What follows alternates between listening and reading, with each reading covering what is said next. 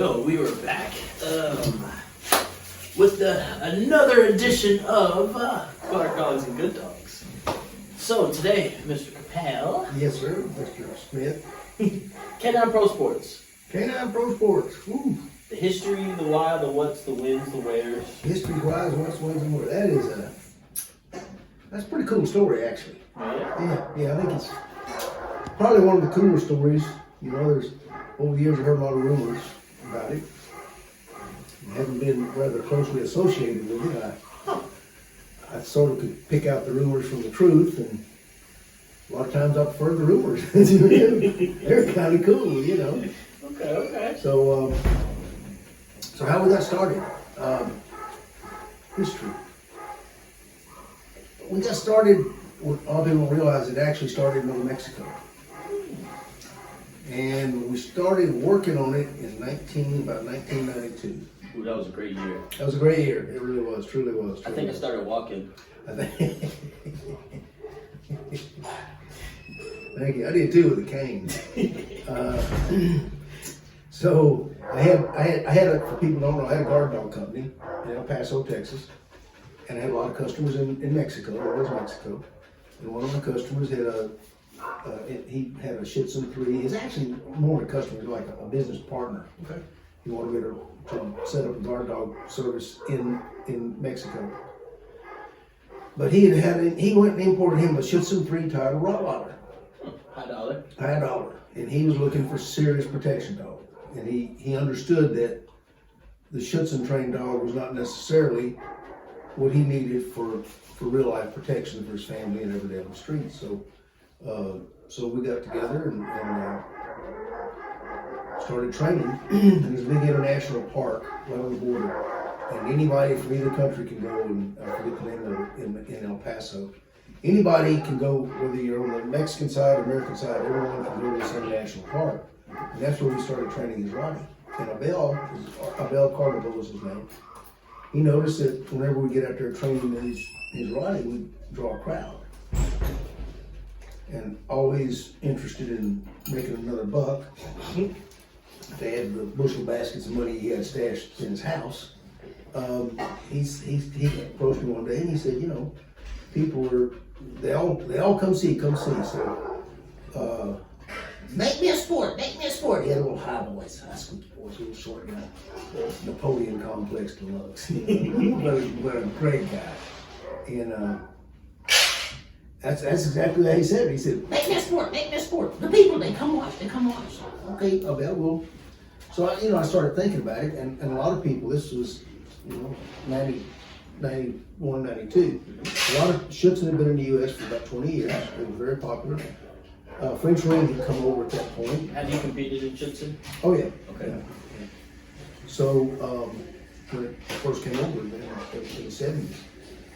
So, a lot of the people in this country were looking for a sport. They said they were looking for a sport because a real dog, everyday street sport. Well, they were really looking for something besides Shih Tzu because they probably couldn't quite get to that standard of training. Yeah. My opinion only, but I thought, what the heck, I'm gonna give it a shot. So we set it up, and here's my favorite part of the story. Abel said, there's not many people in Mexico that do this kind of training. So what will it take to get gringos, North Americanos to come over? And I said, well, one thing that's always enticing is money. And when I started going at this whole idea of a competition, it was first off not to be a sport. It was Abel wanted something that would show off a dog that could finish that competition, walk right down the street, and either be in my guard dog company or join the police canine unit. It was all about a dog that could really function, really do it. So we're trying to figure out all the things that we need, and in researching, obviously in the guard dog company, we'd seen more than our share of dog bites, and we didn't just do guard dogs. We did labor strikes. We did a couple of prison riots, things of this nature. So we'd seen a little bit all of it, but I started contacting some of the K9 officers I've met over the years, the ones I respected, and got their input. I talked to one of the top French ring, one of the original French ring trainers, a guy named Rowe. Some people still wearing suits with an M on them. That's Michelle Rowe's stuff. I got his opinions because French ring was pretty cool and he was a great decoy. I started trying to put all this stuff together. Yes, sir. And Abel said, you know, if it'll take money, and when I showed him the format, he liked it. So he literally, if you'd have come, Stan, and you just got off the Top Dog, you're a big television star now. So, but if you'd have come to the very first Pro Sports show, it was held at the what they call the Liendo de Charro, the Arena of the Cowboys in Juarez, Mexico. The winner was, we paid 3 places, $1,000 for first place, $750 for second place, $500 for third place. Oh, did you have more than one division? We had 2 divisions. Everything was exactly the same as it is today. Okay. A few little minor changes, but pretty much untouched. You know, when you do it right the first time, you don't have to go back and do it over again. So how long was the process from when he asked you to make one to first competition, I guess? A little over a year, way over a year. So it wasn't just random. No. We get X number of suggestions and X number of ideas, and then we put them together and see how they work. And we did all this in that international park, and we knew it worked and it didn't work by how big a crowd we got, how many people came to watch. So, you know, we had, I guess now today in television they call, I forget what they call that, audience approval stage where they show, you know, they show a TV show to the pilots. Yeah. Yeah. You know what I'm talking about. So we were doing that. We didn't know it, but that's kind of what we were doing. And so that's how I got started. Some of the things, you know, from a sport background, my background was in professional rodeo. So just figuring out how to set up the judging was, that was all. Okay, so the judging, is it just one judge? How were the judges picked? Why were they picked? The original judges were picked. Leroy Aslan, who was the vice president of U.S. PCA at the time, the southeastern region, one of the regions over there. The man who wrote the USPCA's first book on narcotics detection. The other guy was a guy named Steve Dornan, who was a trainer out of California who done a bunch of Hollywood stuff. And I wanted someone who had street experience and understood it. So that was how we started. And then the one thing that's always confused me about dog sports, there's always one judge.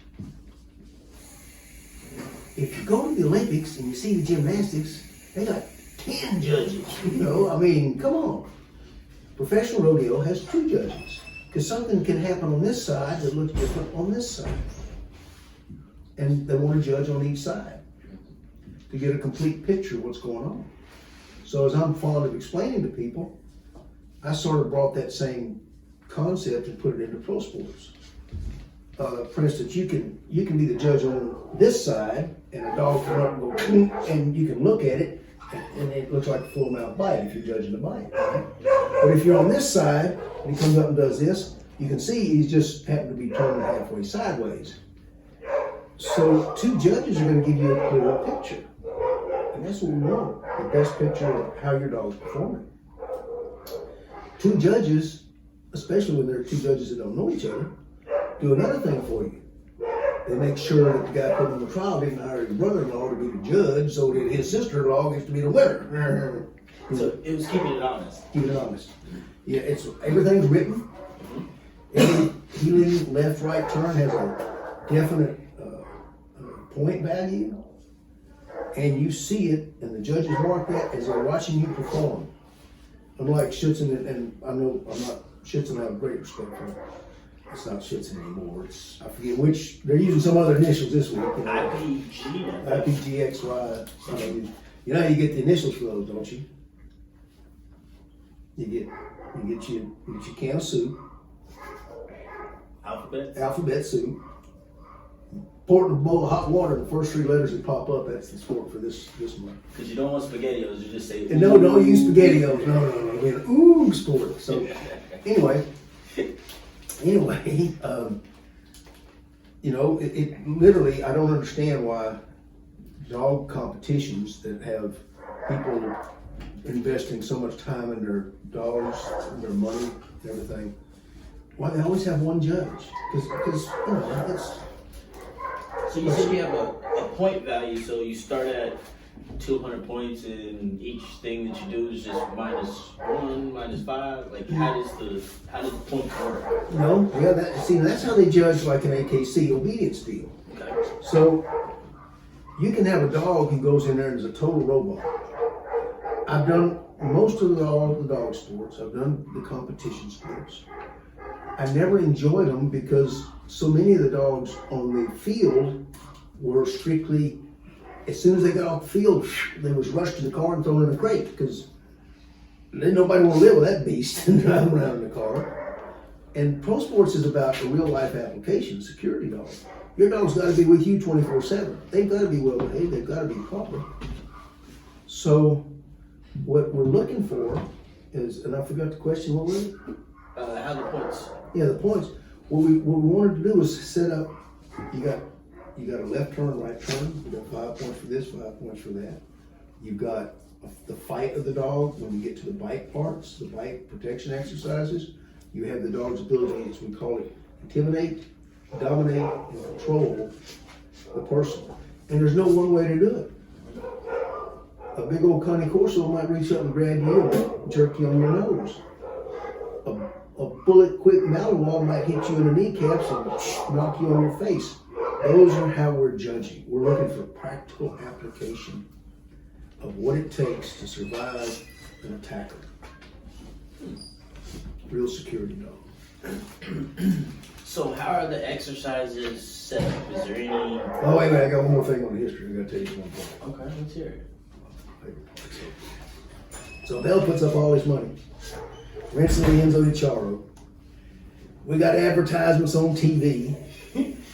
There's a like 20-lane road into Juarez, Mexico from this bridge, and there's a walk that goes to that international park. 8, 9 lanes.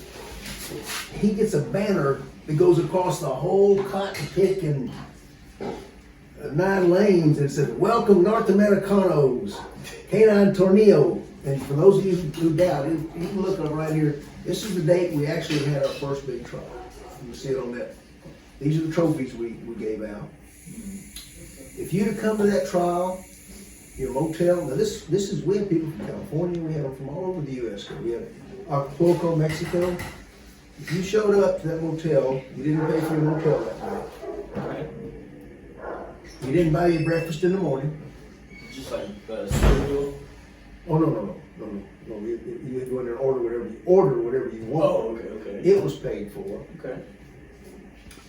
You, at lunch, we all got together. We went and we did our obedience first. We never wanted to show our obedience at the competitions. We did that in a different area so we could get a good shot of the dogs without the pre-excitement.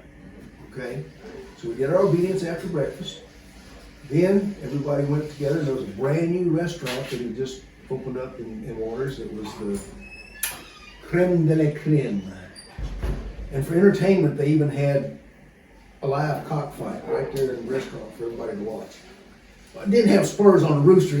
These were old, retired kind of roosters. Just, kind of like me and my grandpa fight. Wasn't nobody going to get hurt, But your lunch was paid. And then went to the show. We had mariachi bands and we had a halftime performance after the civil agitation. When it was over, we had everyone, I don't know what all they had to eat. Everybody got fed. There was more beer than I could drink. And Leroy's from South Louisiana, he was drinking too, and it was still more than both of us could drink. all free. Plus all these crystal trophy plaques, plus the cash money. So it was quite a deal. You get to do all that, no charge, no cost, no entry fee. No entry fee. So anyway, that's Intro to the history of it. intro to the history of it. Yeah. Very interesting. So, you know, we had the show there. It was supposed to be a one-time thing. Never go again. They wrote it up in Mike McCallum's Dog Sports Magazine. That was what working dog people did before the internet. And that somebody did a write-up about it. And people from all over the U.S. started calling me, and people around El Paso, and they said, hey, do that again. So we got hockey and did one in El Paso, we did in the Civic Center. And the Lienzo de Charo, with all the advertising we had, is this one girl from California. I don't remember her name, but I know she placed. She did a really good job. She had a mixed breed. Oh, so it's not just a breed specific sport? No, heaven forbid. This is for any dog who's tough enough. Okay. That's why we call it K9 Martial Arts. So when it was over, because I mean, you would go out there with, I forget the number. I think it was close to a 3,000 seat stadium that was full. And when your dog did good, it was just like you were the matador in the bullfight. All you heard was this crowd going, "Olé!" And this lady, when it was all over, she came up afterwards at the little party, after party. She said, "I just want to thank you because you made me and my dog feel like we were real rock stars." And I thought, well, you know, we ought to do that for more people. Yeah. Okay. So when the folks from North America, we call America, started saying, do it again, well, what the heck, we did it again. And then someone wanted to do it some more, and then someone wanted to do it somewhere else, and then someone wanted to do it in another country, and then another country, and that's how it all got started. We got around the world, and it's, I guess still today it's the only internationally accepted certification, and that's what it is. It's a certification for security and patrol dogs set up in a competition sports format. So you get the fun of both. So I think that is a great stopping point because we're going to leave them wanting more, and we're going to talk about the importance of having certification behind your dog, and you can talk about some court cases that we can talk about court cases, the number of pro sport dogs when properly trained, a real canine martial artist, how you teach them to fight enough to twist the ligaments and jerk arms clean out of the socket, and you know, the little things like that. You don't normally see in a sport field. Oh, okay. Yeah, we'll make sure we get approval for those videos and pictures of that. Oh my goodness, I forgot. I got to hide those videos. Yeah. There's a trial coming up. Yeah, if you're catching this early, first off, we got two coming up March 25th. 28th. And March 28th and 29th. We'll do our obedience on one night. We'll do our protection stuff the next day, Saturday. We'll do all week long. We'll be doing dog items. We'll have our world championships in April. That's the 25th. We'll be talking with Jesper Anderson and all the good folks from Denmark, and there'll be a couple other boys from a couple other countries showing up. So that's what we got coming up in the agenda. Stay tuned for the next podcast. We'll tell you about it all. See you guys.